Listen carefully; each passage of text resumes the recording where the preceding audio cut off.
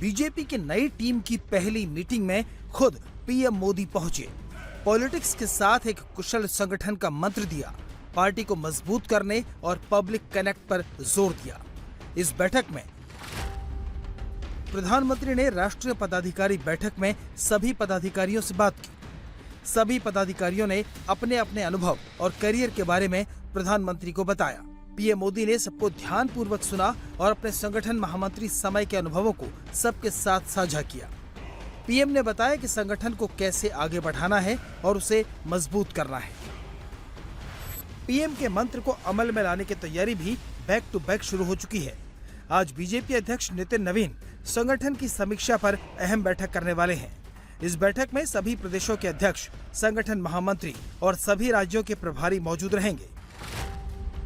सुबह 10 बजे से बीजेपी हेडक्वार्टर में शुरू होने वाली मीटिंग में चुनावी राज्य यूपी, उत्तराखंड, पंजाब समेत दूसरे राज्यों के चुनाव को लेकर की जा रही तैयारियों की समीक्षा की जाएगी। इसके अलावा बैठक में पार्टी के द्वारा चलाए जा रहे कार्यक्रमों समेत संगठन के दूसरे मुद्दों पर भी मंथन होगा।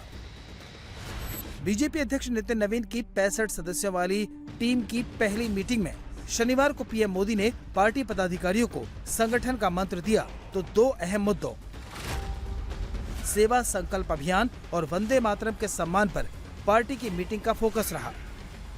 पीएम मोदी के जन्मदिन पर 17 सितंबर से 1 पखवाड़े तक बीजेपी हर साल सेवा पखवाड़ा मनाती रही है, लेकिन इस साल पीएम मोदी के सार्वजनिक जीवन के 25 साल पूरे होने पर पार्टी 17 सितंबर से 1 महीने का सेवा संकल्प अभियान चलाएगी।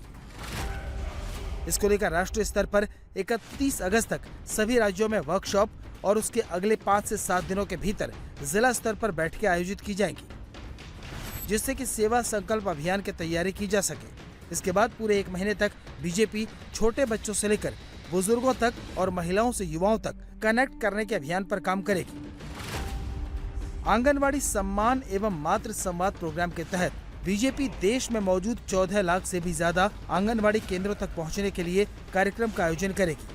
इस दौरान आंगनवाड़ी कार्यकर्ताओं को उनकी समर्पित सेवाओं के लिए सम्मानित किया जाएगा और माताओं से पोषण और बच्चों की देखभाल पर सीधी चर्चा होगी। सेवा में मेरा योगदान प्रोग्राम के तहत सेवा कार्य में शामिल युवाओं को रील्स के जरिए प्रेरित करने का अभियान चलाया जाएगा। सेवा सेतु अभियान के तहत कागजी औपचारिकताओं या किसी दस्तावेज की कमी के कारण सरकारी योजनाओं के फायदे से वंचित रह गए लोगों के लिए 15 दिनों तक ब्लॉक स्तर पर विशेष शिविर लगाए जाएंगे। वहीं इनोवेशन चैलेंज अभियान में देश के युवाओं की ऊर्जा को लोकल समस्याओं के व्यावहारिक और तकनीकी समाधान खोजने के कार्यक्रम में लगाया जाएगा।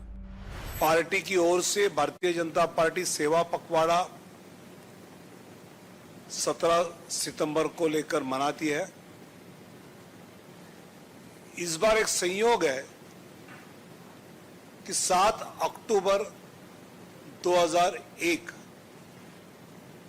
को आदरणीय नरेंद्र मोदी जी ने गुजरात के मुख्यमंत्री की शपथ ग्रहण की। उसको इस 7 अक्टूबर को 25 साल पूरे हो रहे हैं।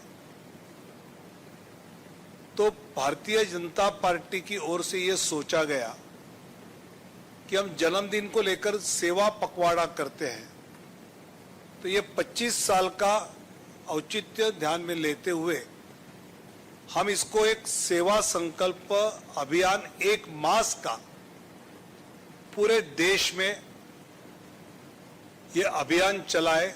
सेवा संकल्प अभियान में आंगनवाड़ी में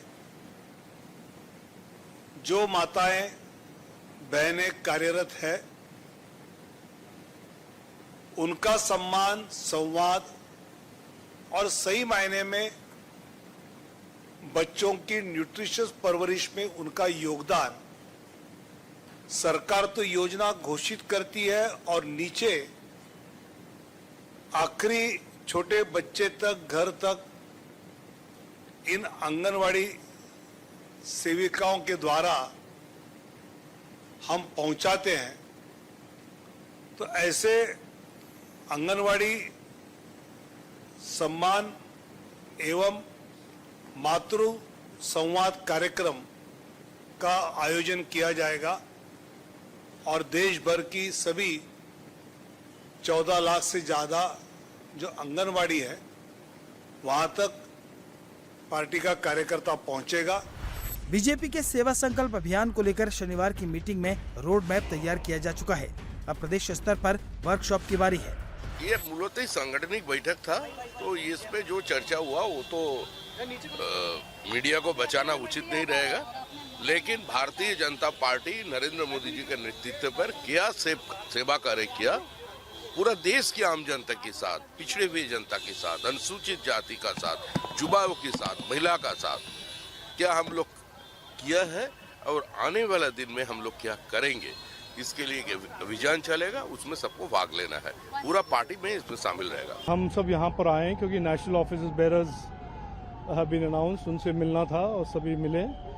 और प्रधानमंत्री मोदी जी जिनके 25 साल के लीडरशिप का एक बहुत बड़ा अहम माइलस्टोन अक्टूबर 7 को हो रहा है, उसके बारे में भी चर्चा हुआ। एक तरफ बीजेपी ने सेवा संकल्प अभियान के तहत देश के जन जन तक पहुंचने की योजना तैयार की है, तो वहीं मीटिंग में वंदे मातरम के सम्मान और उसकी ऐतिहासिक विरासत की रक्षा को लेकर एक अहम प्रस्ताव पारित किया है, जिसके जरिए बीजेपी ने साफ किया कि 1947 में भारत की स्वतंत्रता का जय घोष वंदे मातरम था और पीएम मोदी के 2047 के विकसित भारत के टारगेट का महाघोष भी वंदे मातरम ही होगा। मीटिंग के बाद बीजेपी के एक नेता ने वंदे मातरम को लेकर कांग्रेस के स्टैंड पर जमकर हमला बोला। पार्लियामेंट में कानून बना जाए, वो पार्टी उसके अगेंस्ट रेजोल्यूशन नहीं ले सकती, ये बिल्कुल गलत है, अनकॉन्स्टिट्यूशनल है। वंदे मातरम को लेके ये बोलना उचित नहीं है। देश के लिए, जो देश का हित के लिए, देश को आगे बढ़ाने के लिए, देश का जो 1947 में जो देश स्वाधीन हुआ था, वंदे मातरम गाने से हम लोग को गर्व बोध होते हैं। इसको लेके छेड़छाड़ करना, कोई राजनीति करना उचित नहीं है। बीजेपी ने अपने प्रस्ताव में साफ किया है कि राष्ट्रीय गीत को सांप्रदायिक दबाव, राजनीतिक तुष्टीकरण या फिर वोट बैंक पॉलिटिक्स के लिए इस्तेमाल करने की विपक्ष की नीतियों का पार्टी विरोध करेगी। वंदे मातरम हमारे लिए, पूरे देश के नागरिकों के लिए सबसे ऊपर है और इस पर हमें गर्व है। देश का हर नागरिक वंदे मातरम गाता है, वंदे मातरम पर गर्व है। केवल व केवल मुस्लिम लीग के एजेंडे पर चलने वाले लोग, जिन्होंने आजकल नया नया मुस्लिम लीग का झंडा और एजेंडा उठाया है, वो लोग इस पर राजनीति कर रहे हैं। श्रीमती सोनिया गांधी हो, राहुल गांधी हो, ये मुस्लिम लीग का झंडा लेके चल रहे हैं।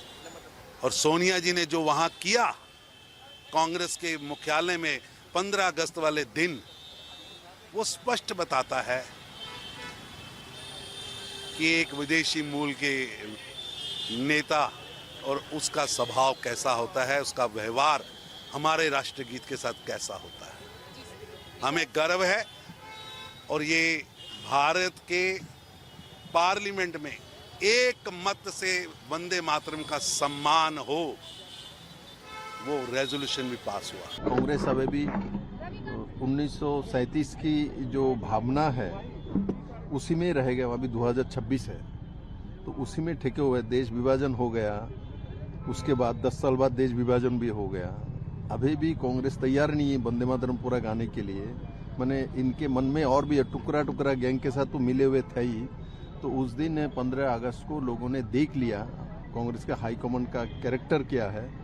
वो सभी इस समय राष्ट्र के विरुद्ध में जो कहने वाले हैं, राष्ट्र के विरुद्ध में चलने वाले हैं, ऐसे मानसिकता वाले तत्व के साथ, ऐसा संस्थानों के साथ संपर्क रखता है।